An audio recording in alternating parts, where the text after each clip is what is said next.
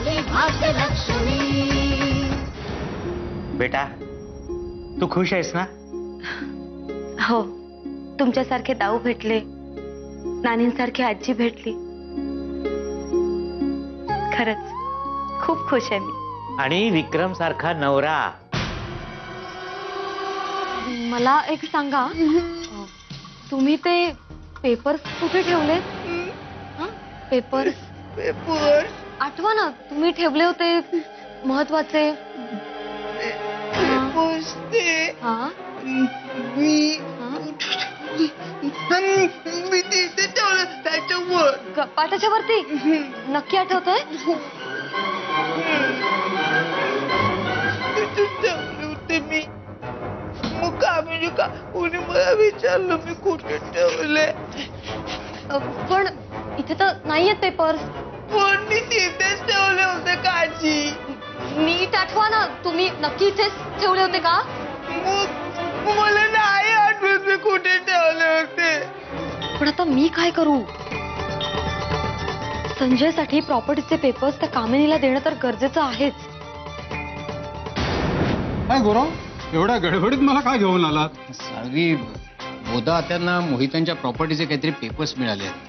आम्हाला दोघांना त्यातलं काहीच कळत नाही. तुम्ही बघा जरा काय आहे. बघतो प्रॉपर्टीचे आहेत. हो.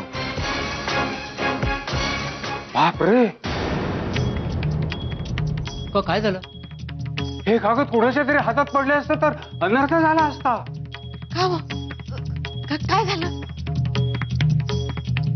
इथे सगळ्या कागदांवर सही आहे, पण कोणाचंही नाव घातलेलं नाहीये. ज्याचं नाव तुम्ही याच्यावर घालाल त्याला ही सगळी प्रॉपर्टी मिळेल. साळवी, मग आता वाट कसली बघताय? पटकन त्याच्यावर संजय रावांचं नाव घालून टाका ना. थांबा,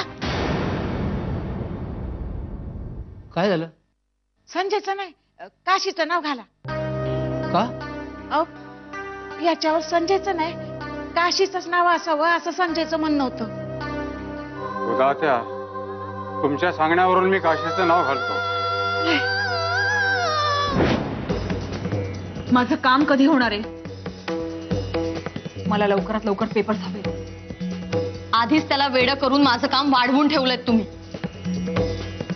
थोडंसं वेगळ्या पद्धतीने वागून मला आता त्याच्याकडून प्रॉपर्टीचे पेपर्स काढून घ्यावे लागणार आहे. जोपर्यंत प्रॉपर्टीचे पेपर तुम्हाला देत नाहीयेस ना, तोपर्यंत ते औषध मी तुला नाही सांगणार.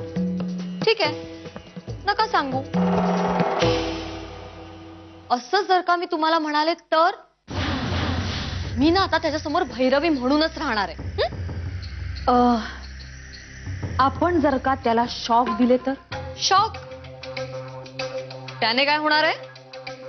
आपण त्याच्या मेंदूवर असं बिंबवूया की ती काशी आहे ना, चांगल्या चालीची नव्हती. ती तिच्या यारासोबत पळून गेली, ते सुद्धा त्याला एकट्याला टाकून. नाही, नको. का? तू प्रेम करतेस ना त्याच्यावर? हो, स्वतःपेक्षा जास्त. अगं, तूच तर म्हणत होतीस ना, तो जर का बरा झाला तर मी अडचणीत येईल म्हणून. लक्षात आहे ना, त्याने तुला आणि अभयला एकमेकांच्या मिठीत पाहिले. चालू द्या नीट. अजून काय आणून देऊ का? नाही नाही नको. अरे देवा, हा इथे बसलाय. द्या मला, मी खेळवते त्याला. तुम्ही जेवून घ्या नीट.